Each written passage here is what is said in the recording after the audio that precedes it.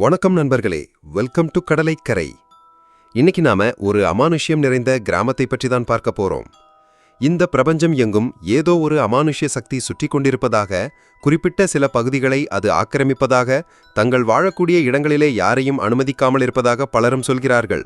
சிலர் அதுபோன்ற அனுபவங்களை உணர்ந்ததாகவும் சொல்கிறார்கள். நாம் தொடர்ந்து நம்முடைய கடலைக்கலை சேனல்ல அமானுஷ்ய நிகழ்வுகள் பற்றி சொல்லிக்கொண்டே வருகிறோம். நம்மை தெரிந்த நண்பர்கள் கேட்கிறாங்க, என்னப்பா நீங்க சொல்லக்கூடிய அமானுஷ்ய நிகழ்வு எல்லாமே அமெரிக்கா, லண்டன், நியூயார்க், ஸ்பெயின் அப்படின்னு எல்லா ஐரோப்பிய நாடுகள்லேயே இருக்கு, இல்லைன்னா அமெரிக்கா நாடுகளில் தான் இருக்கு. ஏன் ஏஷியாவில் நம்ம இந்தியாவில் இதுபோல ஏதேனும் சம்பவம் நடக்கலையா? அப்படி ஏதேனும் இடங்கள், நிகழ்வுகள் இருந்தா சொல்லுங்களேன் அப்படின்னு கேட்டிருந்தாங்க. அவர்களுக்காகத்தான் இந்த ஒரு ஆச்சரியமும் அதிர்ச்சியும் அமானுஷ்யமும் நிறைந்த பகுதியை பற்றி தகவல் தருகிறோம். இந்த பகுதி எங்கே இருக்கு, அங்கு நடந்து கொண்டிருக்கும் அமானுஷ்யங்கள் என்ன, இப்ப வரைக்கும் அந்த அமானுஷ்யங்கள் தொடர்ந்து கொண்டிருக்கிறது, அதற்கெல்லாம் என்ன காரணம் என்பதையெல்லாம் தெரிந்து கொள்ள இந்த காணொலியை நீங்க முழுமையா பார்க்க வேண்டிய அவசியம் இருக்கு. அதற்கு முன்பாக கடலைக்கடை சேனலை முதல் முறையாக பார்க்கக்கூடிய நண்பர்கள் நம்முடைய சேனலை சப்ஸ்கிரைப் பண்ணிக்கோங்க. அருகில் இருக்கக்கூடிய பெல் ஐக்கானை அழுத்தி ஆல் என்று கிளிக் செய்து கொண்டால் நாங்கள் போடக்கூடிய ஒவ்வொரு காணொலியும் உங்களை வந்தடையும். அதேபோல காணொலியை பார்க்கக்கூடிய நபர்கள் உடனடியாக லைக் பட்டனை அழுத்தி ஒரு லைக் ஒன்று போடுங்க. நீங்க போடக்கூடிய லைக் தான் எங்களை மேலும் மேலும் நிறைய நிகழ்ச்சிகளை நம்ம சேனல்ல பதிவிடுவதற்கு வழிவகுக்கும் அப்படின்னு கேட்டுவிட்டு வாங்க அமானுஷ்யம் நிறைந்த பகுதிக்கு போகலாம்.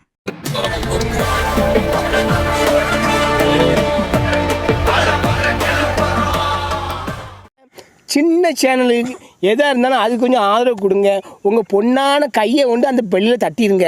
அவங்களுக்கு சப்ஸ்கிரைபர் 5-10 ஏறுனா அவங்க மனசு சந்தோஷப்படும். அவங்க வீடியோவும் பாருங்கள். சுமார் 200 வருடங்களாக எந்த ஒரு மக்களும் குடியேறி வாழாத அமானுஷ்ய கிராமம்.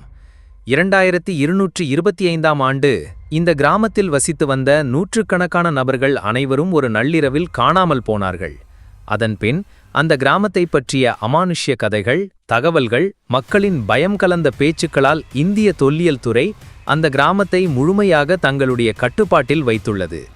இந்த கிராமம் பற்றிய அமானுஷ்ய கதைகள், தகவல்களை கேட்ட மக்கள், சுற்றுலா பயணிகள் தினமும் நூற்றுக்கணக்காக கிளம்பி வந்து இந்த கிராமத்தை சுற்றி பார்த்து தங்களுக்கும் அது போன்ற ஏதேனும் ஒரு அமானுஷ்ய நிகழ்வு அனுபவம் கிடைக்குமா என்று தேடிக்கொண்டிருக்கிறார்கள். ஆனால் மாலை 6 மணிக்கு பிறகு இங்கு யாரும் இருக்க அனுமதி இல்லை. அதேபோல இரவு தங்குவதற்கும் இங்கு யாருக்கும் அனுமதி இல்லை என்று மிகவும் கட்டுப்பாடுடன் கண்காணித்து வருகிற இந்த கிராமத்தை தன் கட்டுப்பாட்டில் கொண்டு வந்து ஆராய்ச்சி செய்து வரும் தொல்லியல் துறை. இந்த கிராமம் ராஜஸ்தான் மாநிலத்தில் உள்ளது. இதன் பெயர் குல்தாரா ஆகும். ராஜஸ்தானில் உள்ள ஒரு மர்மமான கிராமம் குல்தாராவானது 1291ஆம் ஆண்டு பாலிவால் பிராமணர்களால் நிறுவப்பட்டது. இந்த கிராமத்தில் நடக்கும் அமானுஷ்யங்களுக்கு 2 காரணங்கள் கூறப்படுகிறது.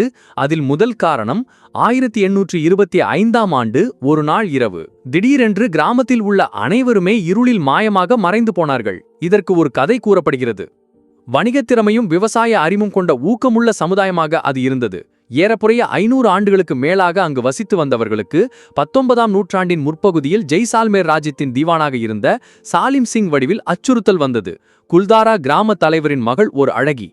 1825இல் அவளை கண்ட சலீம் சிங் அவளை தனக்கு மணமுடித்து தர வேண்டும் என்று கிராம தலைவரை கேட்டார். ஆனால் அவர் அதற்கு மறுத்துவிட்டார்.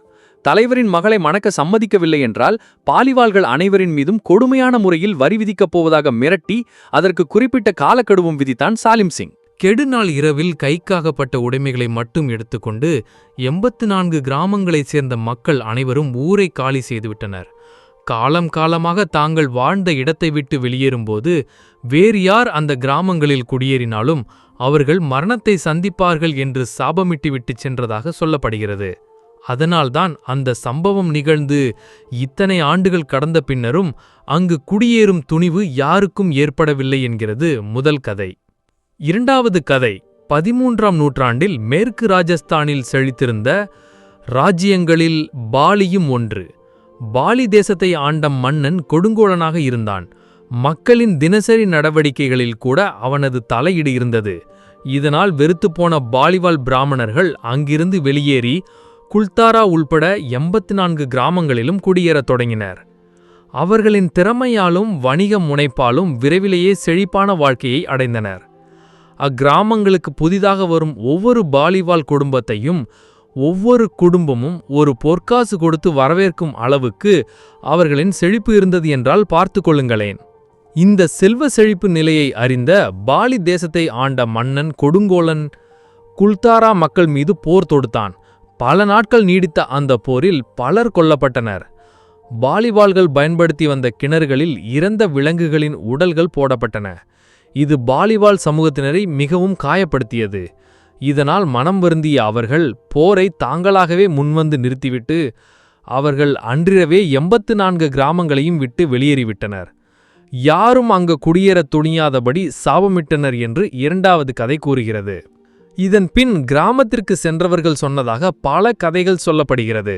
அமானுஷ்ய சத்தங்கள் கேட்பதாகவும், யாரோ தங்களை அழைப்பதாகவும், காற்றின் மிக நெருக்கடியான வஸ்து பறப்பது போன்றும், நள்ளிரவில் இசையில் நடனமாடுவதைப் போன்றும், பேய்கள் பலமாக சுற்றுவதாகவும், தலையற்று உடர்கள் நடந்து போவதாகவும், திடீரென்று சிலர் செத்துப்போய் கிடந்து உடனே மறைந்து போவதாக, இப்படி பல கட்டுக்கதைகள் இந்த கிராமத்தை சுற்றி வலம் வருகிறது.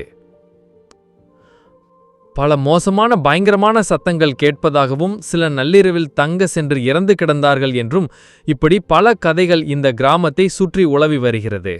அதன் காரணமாகவோ என்னவோ பாலி பிராமணர்கள் இந்த கிராமத்தை காலி செய்து 200 வருடங்களை கடந்த பின்னும் ஒருவர் கூட இந்த கிராமத்திற்கு குடியேறி வாழ வரவில்லை. நீர்வளம் குறைந்த தார் பாலைவனம் பரவியுள்ள பகுதியில் மேற்கு ராஜஸ்தான். குல்தாரா கிராமம் மிக நேர்த்தியான, சரியாக திட்டமிட்டு உருவாக்கப்பட்ட அழகான கிராமம். தற்போதும் அதன் உருவாக்கம் நவீன கால திட்டமிடலுடன் இருக்கிறது. புழுதி படிந்த சாலைகளின் இருபுறமும் வீடுகள், தாழ்வாரம், சமையலறை, முற்றம் என பிரிக்கப்பட்டிருந்த வீடுகளின் பின்புறம் கால்நடைகளை அடைத்து வைக்கும் தொழுவமும் இருக்கிறது. கழிவுநீர் கால்வாய்கள் எல்லா வீடுகளுடனும் சரியாக இணைக்கப்பட்டிருக்கின்றன. ஆங்காங்கே கிணறுகளும் இருக்கின்றன. மணல் கற்பாறைகளால் கட்டப்பட்ட கட்டடங்கள் அனைத்தும் 200 ஆண்டுகள் கடந்தும் உறுதியாக நிற்கின்றன. கூரைகள் மட்டும் பாலைவன காற்றில் அடித்துச் செல்லப்பட்டுவிட்டன. வீடுகள் மட்டும் அல்ல, கோயில்களும் அங்கே உள்ளன. ஆனால் வீடுகளில் மனிதர்களையும் கோயில்களில் சாமி சிலைகளையும் காண முடியாது. மேலே சொன்ன 2 சாபக் கதைகளுக்கும் வரலாற்று ஆதாரங்கள் இல்லை. இந்த கதைகளை உறுதியானதாக எடுத்துக்கொள்ள முடியாது. இந்த கதைகளும் கூட மருவி திரிக்கப்பட்டு காலத்தை கடந்து வந்திருக்கலாம். 200 ஆண்டுகளாக இக்கிராமங்கள் வெறிச்சோடி பாழடைமை கிடப்பதற்கு காரணம் எதுவாக வேண்டுமானாலும் இருக்கட்டும். இத்தனை காலமும் சாபத்தை அஞ்சி அங்கே குடியேறாமம் மக்கள் பயந்து கொண்டு இருப்பதுதான் வியப்பூட்டுகிறது. கடந்த காலத்தின் ஆவிகள், அமானுஷ்ய அனுபவங்கள் தெரியாதவர்களால் தற்போது குல்தாரா கிராமத்தால் ஈர்க்கப்பட்டு குல்தாராவில் அமானுஷ்ய அனுபவங்களை தேடி அமானுஷ்ய ஆர்வலர்களும் வியப்பு சிலிர்ப்பும் நிறைந்த அனுபவங்களை தேடுபவர்களுக்கு ஒரு காந்தமாக மாறியுள்ளது குல்தாரா கிராமம். இந்த குல்தாரா கிராம பற்றிய விசித்திரமான நிகழ்வுகள் பற்றிய பல அறிக்கைகள் ஆவணப்படுத்தப்பட்டுள்ளன. அவற்றில் காட்சிகள், மின்னுமின்னு விளக்குகள் மற்றும் விவரிக்க முடியாதவை ஒளிகள் அடங்கும்.